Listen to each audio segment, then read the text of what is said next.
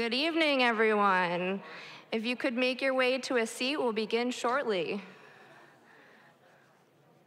And by shortly, I mean about now. So welcome. Thank you so much for being here tonight to Finding Your Path. My name is Sarah McGillnick. I'm one of the school counselors over at Staples. This program that we're putting on tonight is brought to you by the Westport Public Library and the Staples School Counseling Department. This event is being recorded and will be made available for you to look back on in the coming days. We're excited to bring this event to you as there are so many paths that students can take after high school. We're very grateful that you're joining us tonight and taking those next steps and exploring what those paths might be. We're very fortunate to have a panel for you tonight and a fair after the panel where you can have conversations and get a little bit more information as well. So our panelists tonight include Lieutenant Jillian Cabana of the Detective Bureau for the Westport Police Department, John DeBenedictis, Director of Non-Credit Programs at the CT State Community College, Norwalk campus, Sarah Hernandez Putnam, Admissions Counselor at Fairfield Bellarmine, Morgan Wicken, High School Presenter for the Shelton and the New Britain campuses of Lincoln Tech, and Andrew Govin, Talent Scout for the U.S. Navy. But before we begin with our panelists, we have Vince Benevento with us tonight. Vince is the director and founder of Causeway Collaborative, leading and providing direct service for all specialized teams. A licensed professional counselor, he holds his bachelor's in psychology from Wesleyan University and a master's in school counseling from Fairfield University. Vince began his career as an in-home therapist for adolescents and families at the Wheeler Clinic in Plainville, a regional behavioral health center provider. From there, he entered the corporate world, where he worked as a professional recruiter and honored his career counseling skills. With this valuable experience under his belt, Vince transitioned back to individual and community-based counseling as an employment specialist for the Kennedy Center, one of Connecticut's largest, highly regarded community organizations. At the Kennedy Center, Vince worked to find meaningful jobs for unemployed adults with psychiatric diagnoses and criminal histories. He joined Freudman and Billings in 2010 as an educational therapist and completed a year-long internship at the Weston High School Counseling Department, where he initiated and co-led weekly support groups for at-risk students. In 2012, Vince brought his skills and experiences together to start Causeway Collaborative. Vince's work experience, whether in the corporate world or in counseling, is united by a single purpose: to help students, young professionals, and those who are struggling to plan for the future and realize their potential. So I'd like to introduce Vince Benevento.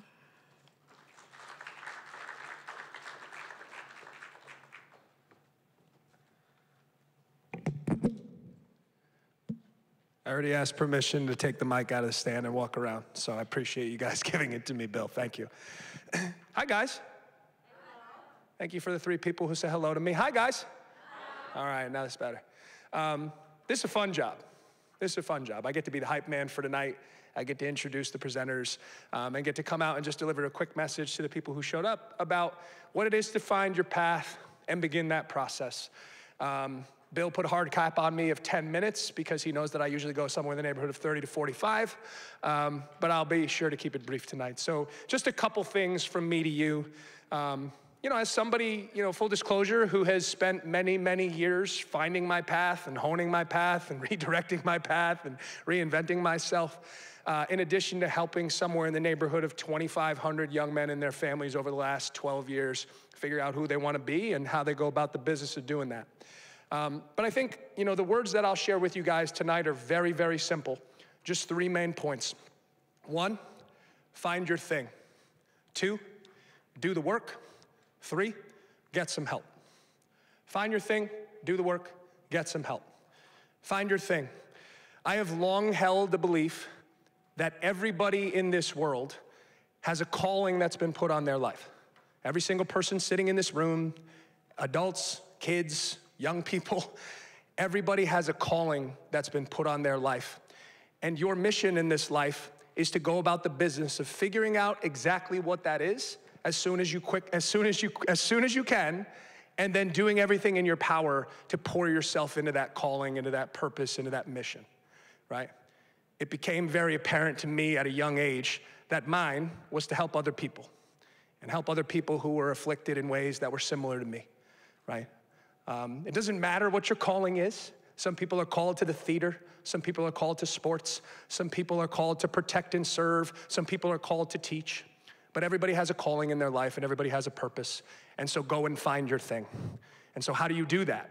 This is really important for the young people in the audience. How you go out and find your thing is to experience everything that the world has to offer. It means to go out and play. It means to go out and do. It means to try. It means to fail. It means to pick yourself up and try again. But going out and finding your thing is an experiential process. It's not a process that you read about in a book. It's not a process that somebody tells you. It's a thing that you have to go and do. And do, and do, and do, and do. And keep doing until you continue to find the thing that is the thing that you're supposed to be doing.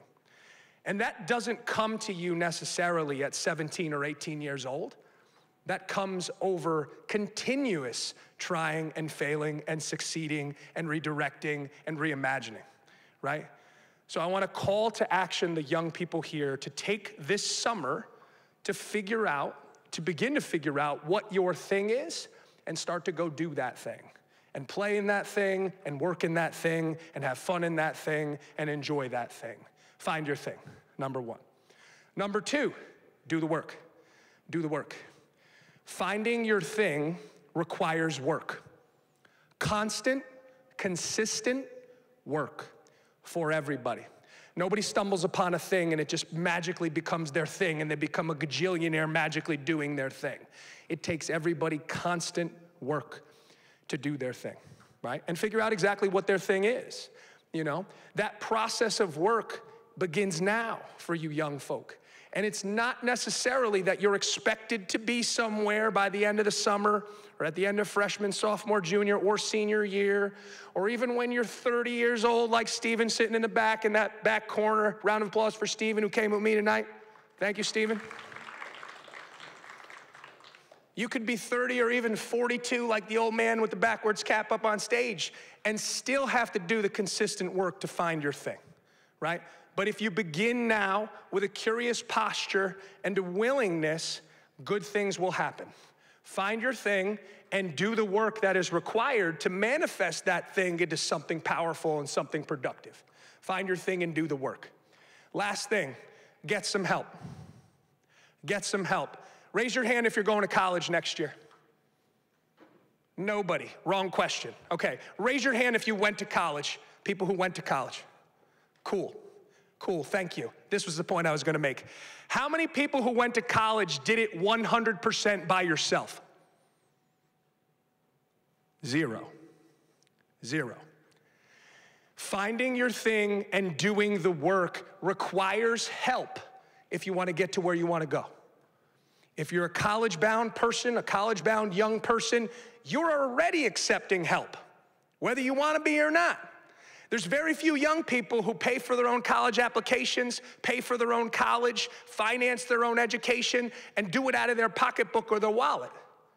They do it with the help of their parents or loved ones or whomever, right? And so if you've embarked on that road or have even thought about embarking on that road, you're going to need help. You're also gonna need help from friends. Raise your hand if you've ever been through a difficult thing in your life and you've done it exclusively by yourself without the help of any friends or loved ones. Getting to where you want to go in your life requires the help of friends as well. So it will require your parents and their help and their guidance and their financial support. It will require the help of friends to stand next to you when things are hard, when you need encouragement. And honestly, it will require a willingness to help yourself. It will require a willingness for you to have the personal insight to understand where you are not your best self and seek the help to fill those gaps in the form of tutors, in the form of coaches, in the form of therapists, in the form of teachers and counselors and all the wonderful people who are here tonight who are going to share their experiences with you. So the message is brief. Nothing crazy. Find your thing, do the work, get some help. And my hope for you guys tonight is that you gain some information that you didn't otherwise know that could put you in motion towards achieving all of those things. Thank you very much. I hope you guys enjoy tonight and have a great time.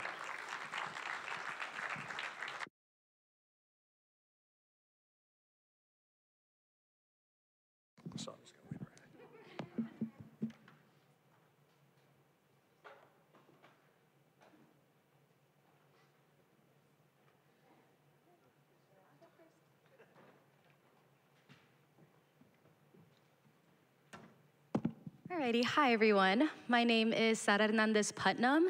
I'm here representing Fairfield University's new Bellarmine program.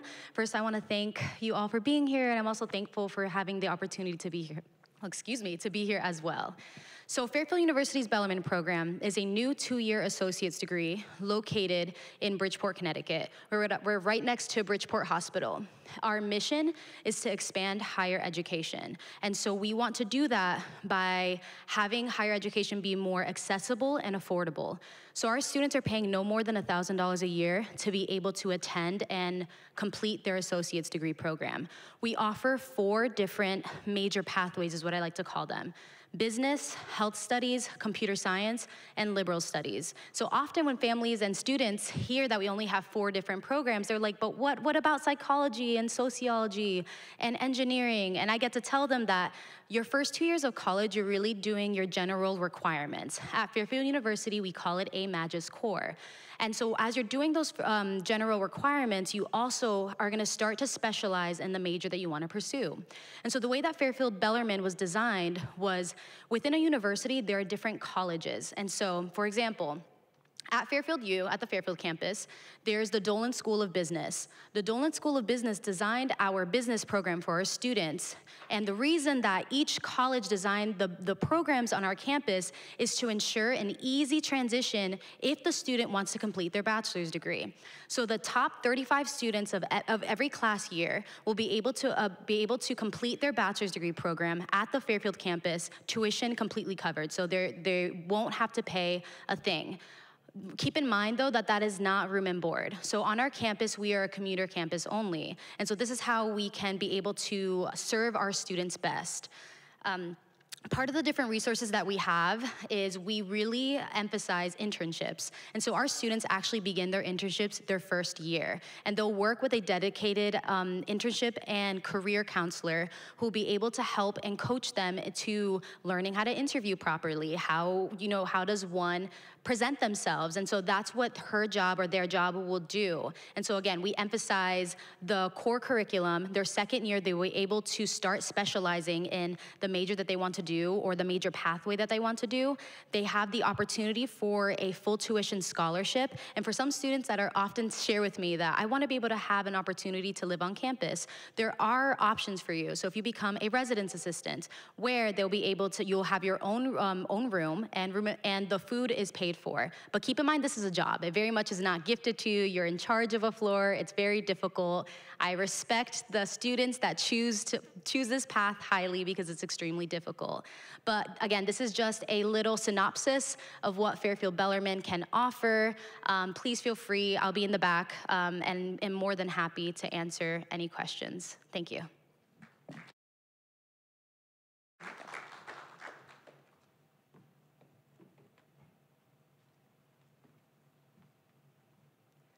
Good evening.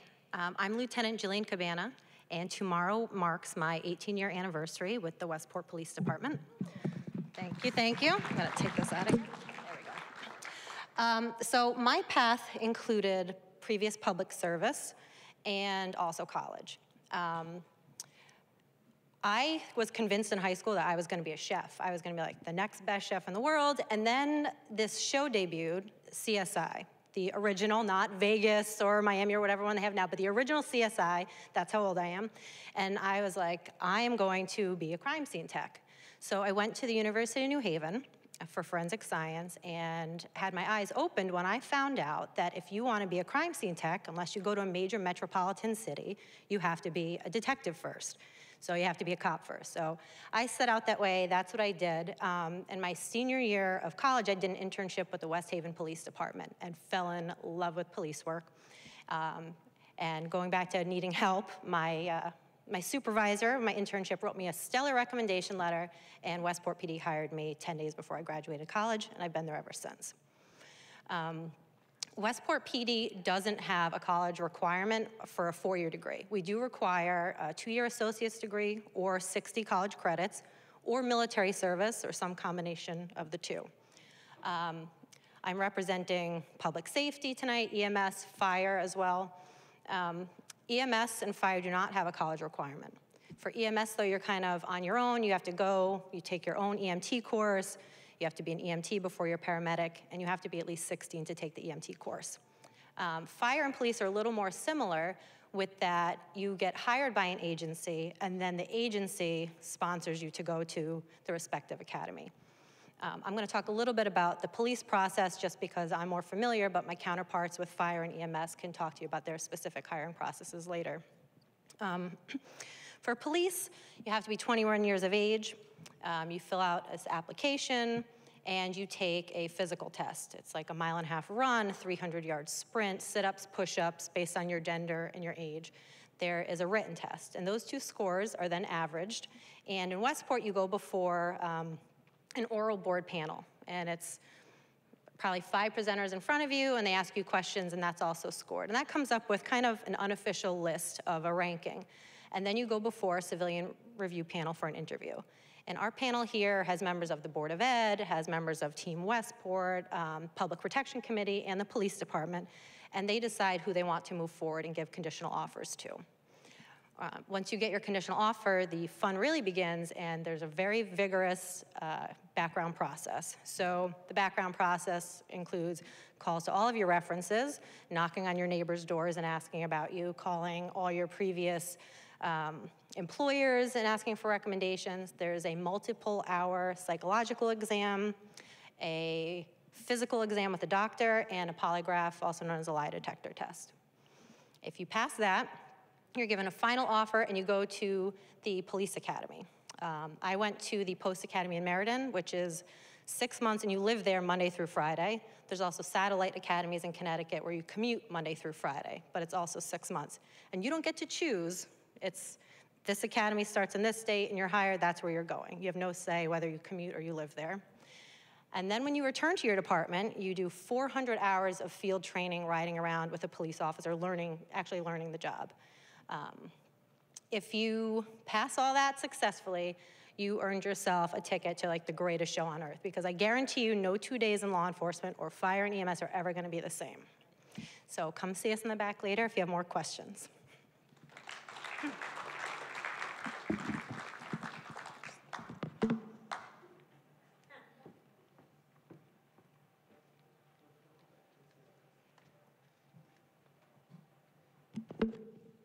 Hey everybody, how's it going? Hi. So my name is Morgan. I am a representative of Lincoln Tech. Has anybody here ever heard of Lincoln Tech before? You're raising your hand right there. What have you heard? Tell me about it. Well, I didn't hear about it. Like, I'm your best friend. Okay, what does your brother do? An apprentice in plumbing, cool. So we are a trade school. What does that mean? We're giving you hands-on learning towards skills in the trades, like becoming an electrician, an automotive technician. Maybe you like to bake or cook. We have a culinary program. Maybe you want to get into the medical field and you want to go into nursing. We have an LPN program. Everything from automotive, diesel welding, to nursing, to cooking. We kind of have a little bit of everything. Trade schools are a really great option if you are not necessarily looking for the traditional 4-year college path. They're really short term. Our longest program is 16 months. Our shortest is 9 months. You get in, you get out, you get to start a career. And I say career and not job. Jobs are what I call JOBs, just over broke. You're making about $15 an hour. You can't pay, right? You can't pay for your groceries. You can't pay for the roof over your head. You're living in mom and dad's basement. And I know that because that was me. So when I graduated high school, I graduated in 2016, and I went to UConn. UConn was lovely. I enjoyed my experience very much, but when I went in, I was like, I'm gonna be an engineer. I was really good at math. My dad was an engineer, and I was like, it's the perfect path. I got 2 years in, I did an internship at a company called Electric Boat, making submarines for the Navy, and I hated it. Electric Boat's a great company, not talking bad on them. I just like talking to people. I like being in front of people and presenting, and I didn't get the opportunity to do that as an engineer. I was sitting in front of a computer all day. And I didn't want to do that, so I had to make a change. And I knew I didn't want a job, I wanted a career, so I learned about people. I got my degree in human development, which is like psychology and sociology mixed together, and I got a chance to learn about the different paths that people take and how different demographics interact with the world. And it was a really cool opportunity, and I'm really glad I did it, but when I left, I had no idea what I wanted to do with that. So I had no idea really what I wanted to do when I went in, and I had no idea what I wanted to do when I got out. So I got a job in retail, managing retail stores, making $12 an hour. For the first 2 years after college, I was living in my mom's basement, and I couldn't, yeah, it was a job. I couldn't afford the things that I wanted. I just went to school, paid for my tuition, and couldn't afford the life that I was trying to live. So I had to make a decision that retail was not the right path for me. And I like that this says finding your path, because it's not about the destination, it's about the journey. So trade schools, what we offer you guys is the opportunity to continue your journey and excel. Excel in skills that are hands-on and short-term, and they're going to give you long-term careers, okay? So does anybody here, are you thinking about the trades? Have some hands, some heads shaken? Okay, so I'm gonna be over at that booth in the back corner. I can tell you all about my experience, tell you all about our programs, all about the different things that go into being a tradesman. And the last kind of words of wisdom that I will give you before I leave this stage, when you pick your career, not your job, pick something that we as a society need to survive. We need our workforce members, our protective service members, our teachers. We need our, what are they called, farmers, right? We need food, right? We need to eat, and we need our tradesmen because they run our world. Those are the people that are never gonna go without a job. When I graduated college, I graduated in 2020, so I had COVID on my back, and getting a job was hard. But the people in the workforce, the people in farming, the people in teaching, the people in the trades didn't go without. They always had options because the demand is there. So when you're going into the trades, whether you're going to Lincoln Tech or Porter and Chester, I've got my friends over there, you will have options for the rest of your life. Not just in your job, not just in your career, but in your life and the skills that you have to be able to carry with you for the rest of your life, okay?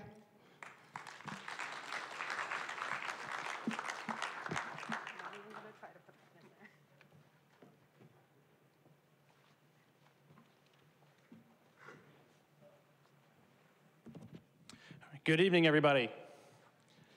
My name is Petty Officer First Class Andrew Govin. I'm Staples High School's representative for the United States Navy. I'm here to speak on behalf of all armed forces.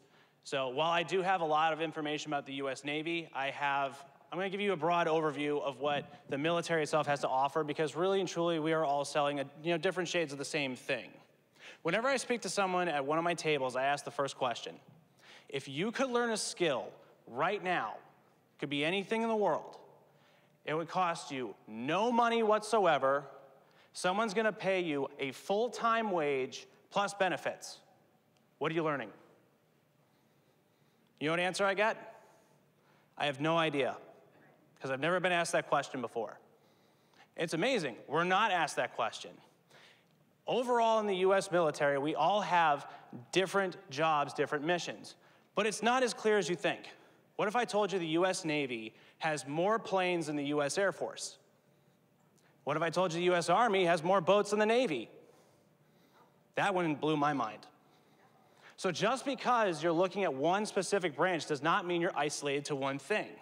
I've been on active duty for 16 years now. I've deployed 6 times. I didn't set foot on my first ship until I'd been in the Navy for 9 years. Yes. What I love telling people about skills is that whether you want to be a cook, whether you want to work with computers, administration even, we have that opportunity. I went to a Votech high school where I thought I was going to be a plumber. I had myself an apprenticeship lined up, but I graduated in 2007. What came shortly at the end of 2007? The recession. And because I was the rookie, I lost it. It happened. My mom looked at me and said, I don't know what you're doing after high school, but you ain't doing it here. Roger that. So I started looking at my opportunities.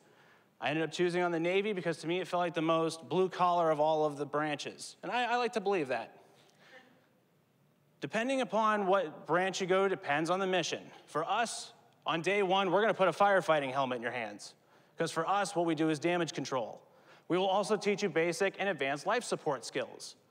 I was able to take that on my first non-deployable tour and get my EMT license. So I'm glad that y'all are here. I have a very healthy respect for what you do.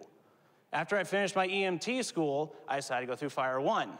Well, I was stationed in Jacksonville, Florida, and I decided after I donned FFE for the first time in the middle of August, 110-degree heat, you know what I thought? Nope. I did not complete that school. So instead, shortly after, I went to Tulsa Welding School instead. I always wanted to learn how to weld, and I did that. I've completed over $43,000 worth of tech training. How much do you think that cost me? Zero. Yes, because we have tuition assistance and we have the GI Bill. I love higher education. I just don't want to see you pay for it. That's the only difference. And people might be asking me, well, what is it that you actually do for the Navy? Well, I joined thinking I was going to be a plumber. What do I actually do? I build bombs and I load them onto jets. Natural transition. Exactly. I've done it in 22 countries, over 5 continents. I love what I do. I'm very passionate about what I do, and that's the thing that draws everybody in the military together. We love this place. And we want to serve, we want to make sure we protect people. On the outside, after you finish up with this, you will have access to what's called the GI Bill. It's now called the Forever GI Bill because there's no time limit.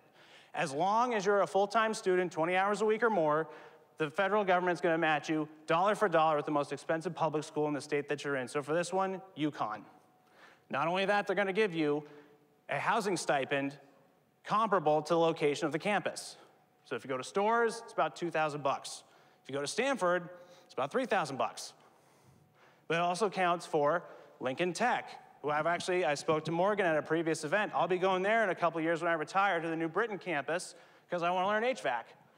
And again, I'm not going to pay a dime for it because I'm going to use my GI Bill on it. I'm going to continue to pay it for it myself. I love this finding your path thing because I started military, I've gone trade schools, I'm going to college now. I decided in my mid-30s, I'm finally going to go to college. So I'm going to Southern New Hampshire University, I'm getting a business degree. You know, ammunition, business, same thing. But thanks to the military, this is every branch. Every school the military sends you to, even boot camp, counts as semester hours towards college. What I do, it does not require the most amount of college credit. We have people who are trained to be nuclear engineers right now. They're going to gain like 100 credits towards a degree. But because of what I've done throughout my military career, they gave me over 60 credits towards my bachelor's degree, even before I stepped foot in the doorway. Now I just have to figure out what I want to be when I grow up. No big deal. So if you have any questions, feel free to come over and talk to myself or future sailor Cade McGrath. He's a senior over at Staples High School. I actually met him here last year. Thank you, everybody.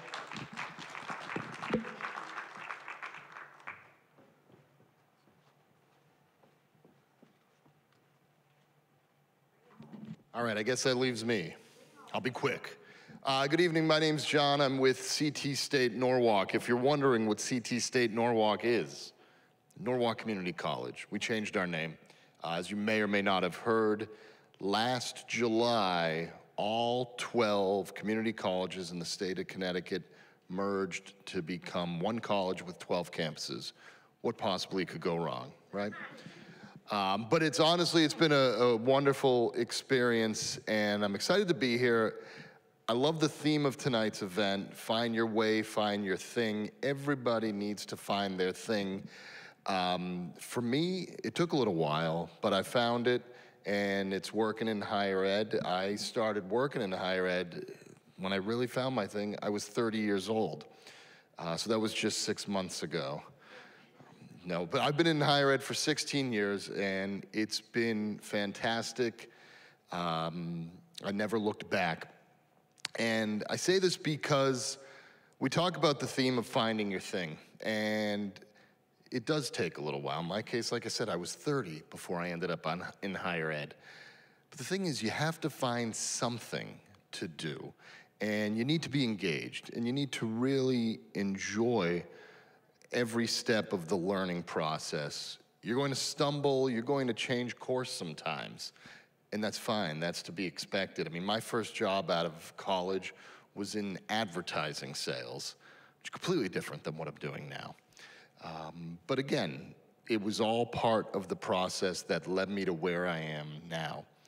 My role at CT State Norwalk is I oversee all the non-credit certificate programs in continuing education. So yes, we're a college, but what we offer are short-term training opportunities for folks who want to get to work. And it's across a variety of different sectors, but the sectors that we are in touch with are the ones that are in demand in southwestern Connecticut. Number one is allied health. You hear about this population of boomers. They're getting older, right? They're going to need caretakers. Not to mention the fact that look at all the healthcare settings in this general vicinity. You've got Norwalk Hospital, Stamford Hospital, Greenwich Hospital, Bridgeport, St. Vincent's, not to mention all the walk-in centers that are affiliated with them, all the doctor's offices. So we have everything from certified nurse aide. We have phlebotomy certificates. We have dental assistant. You know, there's a shortage of qualified dental assistants in Fairfield County. Why is that? Because there's so many dental practices popping up everywhere. But then it goes beyond allied health. There's IT. There's a lot of IT certifications out there that folks can do through us, which they do entirely online. Something like Google IT support, Amazon Web Services, if you have an interest in cloud computing. Again, these are quick training opportunities designed to get people to work. Even quicker than those, I was talking to someone earlier this evening, we have a security officer certification. You could become a licensed, certified security officer in the state of Connecticut in one day. We have an 8-hour training program. We run it on Saturdays. We work with a fantastic instructor who gets those students prepped, ready to take the exam and become a certified, qualified security officer in the state of Connecticut. This is a great opportunity because who needs security officers? Schools, banks, offices, hospitals, there's security guards everywhere. So that's what it's all about. It's about finding your thing and finding where the jobs are. And that's what we're in touch with. Who's hiring? What are the jobs that are in demand in southwestern Connecticut? But what's also great about this is it gives you the opportunity to experience what our campus is like. So if you're going for one of our short-term training programs, and whether you're there for one day or 6 months or 2 semesters, whatever it might be, you're immersing yourself on campus. Because the message isn't don't go to college. The message is decide what you want to do, and at some point you might want to go to college. Who's to say you have to go to college right out of high school? You might get your feet wet in a training program. You might get your feet wet working somewhere. But 3, 4, 5, 10 years down the road, you might say, you know what? Now's the time. Now I want to go for an associate's. Now I want to go for a bachelor's. And there's so many opportunities out there. You know, there's a program out there called PAC. We have a young lady back at the table there, Jessica, who come by, talk to her afterward. She could tell you all about how you can go to the community college, how you can get an associate's at no cost. And that's huge. That's something that's open to Connecticut residents that so many people don't even know about. So I could go on and on about it, but it's already getting late. So come on over to the table and we'll be happy to tell you more. Thank you.